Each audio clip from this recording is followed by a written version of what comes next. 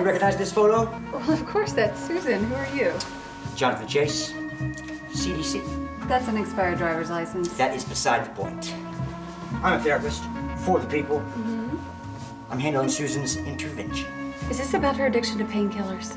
No, this is about our other intervention.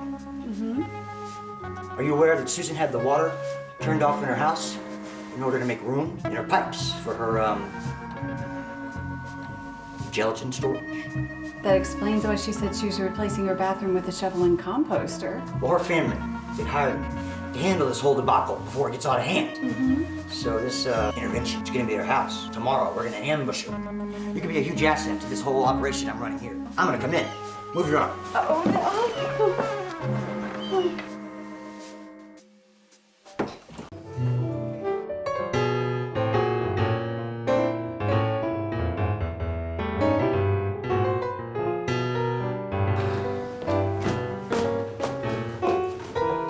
Who are these people? Suspects.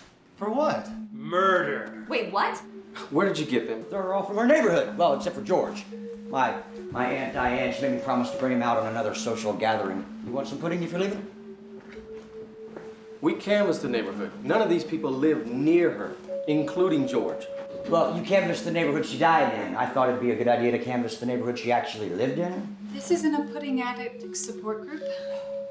You three obviously knew the victim, but you also were all three very tangled up in her web of intrigue and artificially flavored gelatin. That is a lie! Jello only uses natural flavors. May I introduce John Smith, who shared with our victim a craving for an endless supply of creamy chocolate goodness.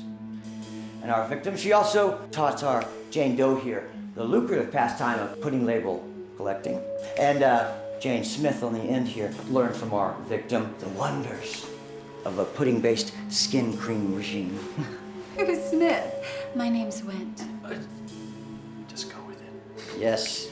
Seemed like everything was all set up for you three once she got that job at the distribution plant. She let John here drive off with the occasional pudding truck once a month or so that he could set himself up in a chocolate coma. Mother always said I'd end up just like Dad. She always made sure that Miss Smith here had the imported exotic blends that the FDA said were too dangerous for adult skin, but they were okay somehow for child consumption. Kids always get the good stuff. And when the company started making limited run labels, the victim and Miss Doe came up with the brilliant idea to start counterfeiting them. But they couldn't do it here in the States because of the laws, so they found a tiny dictatorship in a small country to do their evil work. Burma?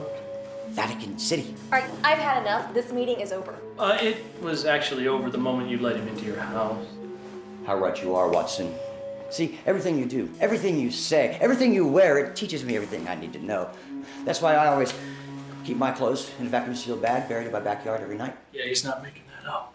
Yes, it was a perfect setup, apparently. That is, until the higher-ups found out about it. That's when she cut you off, didn't she? Substituted her last shipment with some shoe polish tainted lard. Lard which obviously clouded the killer's thoughts, and Lord knows what it's doing to their thighs. Well, which one did it?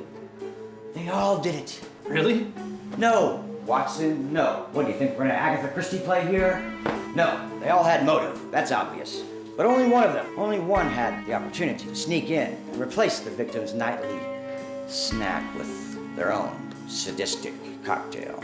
There were no drugs in the system beyond the normal levels of THC, and the pudding was fine. Just could have used a little bit more tetrasodium pyrophosphate to hide the dry taste of the butylated hydroxylamide. Uh-huh. You see, Miss Smith was counting on just that lack of pudding knowledge.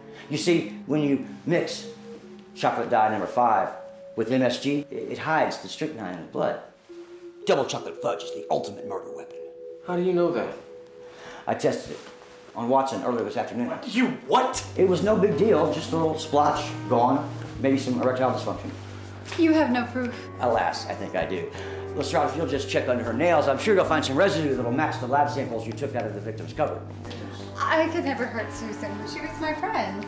We share beautiful memories together, like the winter that we ate snowflakes out of the air, which is a big mistake when you're on PETA's Stop Pet Cremation protest ride. I'll say, but honestly, what good are friends once the wrinkles start to show up? I mean, you've got, what, 2 more years, and then I don't think you'll be able to even set your face outside. Watson, mirror. It's not my fault. Pudding was the only thing keeping my stratum corneum firm and translucent.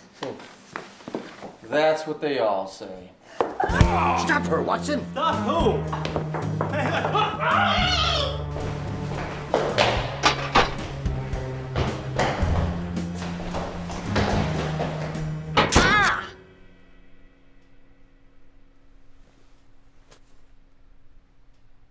That's going in the Book of Hair.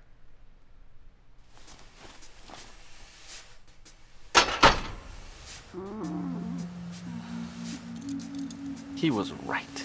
Pudding smuggling ring. You don't expect this sort of thing where you live.